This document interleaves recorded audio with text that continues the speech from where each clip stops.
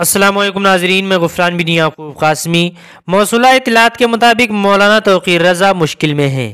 اب ان کی گرفتاری یقینی ہے۔ غیر ضمانتی وارنٹ جاری ہونے کے بعد بریلی پولیس کی ٹیم سی او کی قیادت میں پہنچ گئی، جہاں مولانا توقیر رضا کے ممکنہ ٹھکانوں پر تلاشی لی جائے گی۔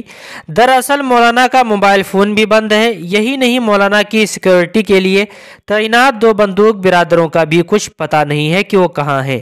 یاد رہے کہ گزشتہ سماعت میں عدالت نے پولیس کے کام کرنے کے انداز پر بھی برہمی کا اظہار کیا تھا۔ اگر سمن پیش نہیں کیا جاتا تو عدالت نے کہا تھا کہ ان کے خلاف ان کے دروازے پر مقدمہ درج کیا جا سکتا ہے۔